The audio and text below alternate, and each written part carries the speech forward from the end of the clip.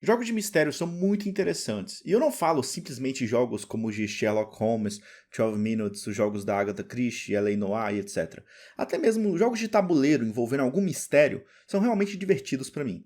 Existem alguns problemas na forma como jogos de mistério são conduzidos hoje em dia. Há características muito importantes, vezes abandonadas na maioria desses jogos. É sobre isso que vamos falar no vídeo de hoje. Eu quero dividir esse vídeo em basicamente 3 pontos: mistério, a falha e a comunicação. Começando do mistério. A base para um bom jogo de mistério é, primeiramente, um bom mistério, e eu tô falando muito essa palavra. Perceba, se o jogo é muito óbvio, o jogador pouco vê diversão, já que ele sabe o que aconteceu, mas tem que ficar seguindo a narrativa até que seu personagem descubra também. Isso é chato. Ou a sua história acaba ficando tão maçante que o jogador nem se interessa em descobrir o que está acontecendo. Então, meio que foda-se. O mistério está em tudo: no ambiente, na premissa do caso, nos personagens que nós podemos interagir. Às vezes, os problemas não são nem a história, é mais que a parte detetive do jogo pouco funciona. Peguemos Batman Arkham como exemplo, qualquer um dos jogos. Apesar do Batman ser frequentemente colocado dentro do universo DC como o maior detetive do mundo, as partes de investigação nesses jogos são esquecíveis. Você tem um scanner que faz absolutamente tudo. Ele determina o tipo de bala que foi usada em um tiro, a trajetória, reconstitui uma provável cena do crime, captura áudio, faz chover e a porra toda. Eu sei que a série Arkham não tenta dar foco pro lado detetive do Batman. É um jogo muito mais voltado para ação e aventura, correto? Correto. Mas o que é o gênero do mistério, se não um subgênero dos jogos de aventura? Eu não vou pegar muito no pé de Batman Arkham, porque claramente para os desenvolvedores haviam coisas mais importantes do que simplesmente fazer as missões de investigação. Mas serve como um exemplo. Existem outros jogos que tentam abordar mais essa questão, sendo o foco do jogo. O que é interessante, porém, como tudo na vida, não é perfeito. Existem soluções e questões de game design que alguns jogos incorporam que não me agradam. Vamos falar um pouco mais sobre isso. Se pegarmos o detetive mais famoso de todos os tempos, veremos que os crimes de suas histórias são, em boa parte das vezes, comum.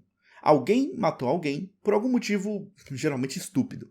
Os livros de Sherlock Holmes não eram bons por causa do crime a ser solucionado. O que tornou os livros incríveis eram como os mistérios eram solucionados.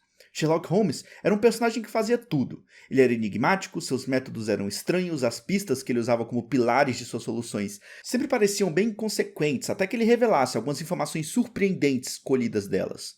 Uma das partes mais importantes que esse tipo de jogo deve fazer, e talvez sendo a coisa mais difícil, é dar ao jogador todas as dicas, de maneira sutil, para que eles descubram quem é o culpado no fim de tudo.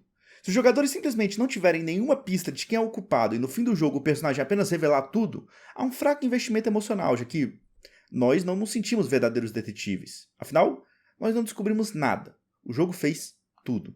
Mas se você entregar dicas demais, ou então deixar dicas fortes demais, o investimento do jogador também é baixo, porque ele não precisa mais se importar com o resto do jogo. Afinal, ele já sabe quem é o culpado.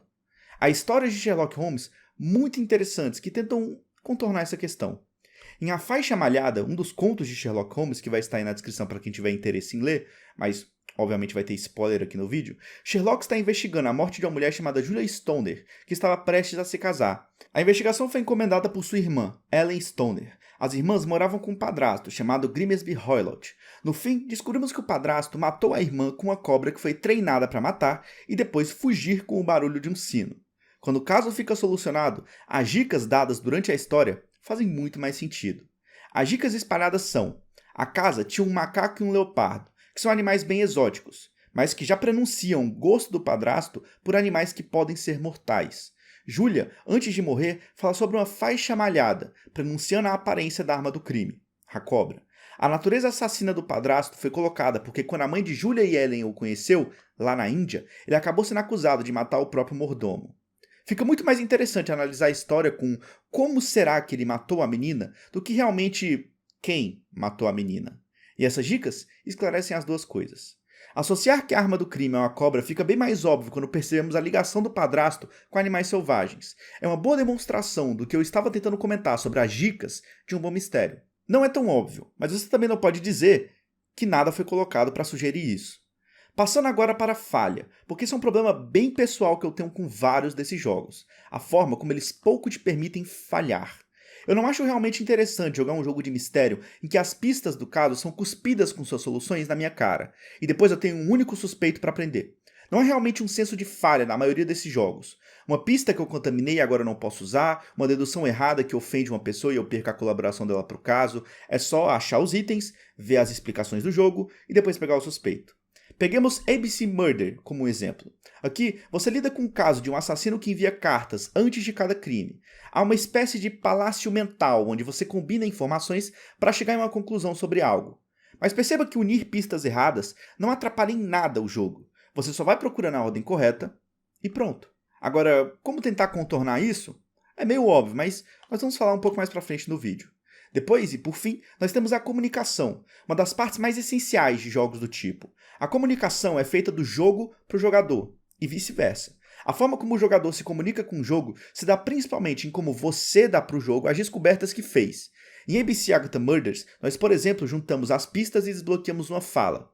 Pronto, nós comunicamos o jogo por essa fala. Mas como o jogo se comunica com você?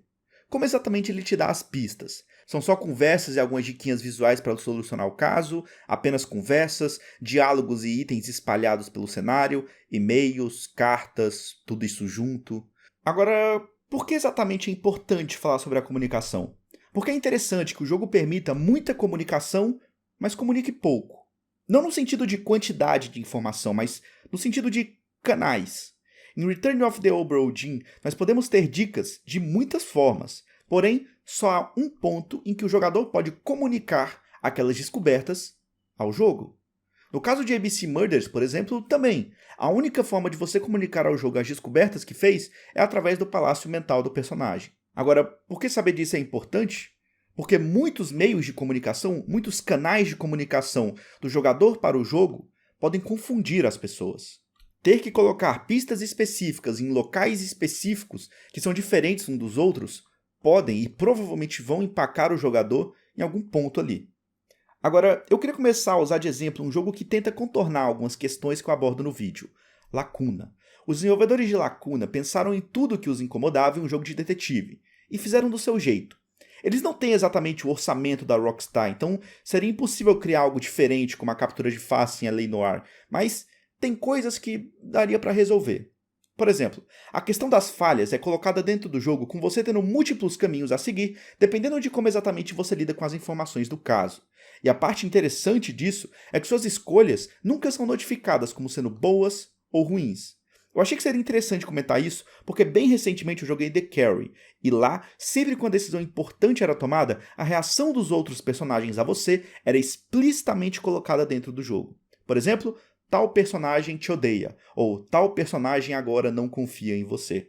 Apesar de manter uma certa simplicidade, por exemplo, quando se trata da comunicação entre jogo e jogador, Lacuna é uma forma interessante de se lidar com um jogo de baixo orçamento que não quer ser só mais um nesse mercado. É um feijão com arroz, mas com um temperinho diferente. Porque é importante perceber que se você deseja criar um jogo e tem interesse em fazer que ele seja um de mistério, lembre-se que às vezes é mais fácil pegar algo divertido e construir seu jogo em cima disso do que tentar pegar uma ideia nova e solta e depois tentar torná-la divertida. É um caminho mais difícil. Talvez dê muito certo, mas talvez não. Eu acho que por hoje é isso. Você gosta de jogos de mistério? Deixe aí os seus jogos de mistério favoritos nos comentários e tchau.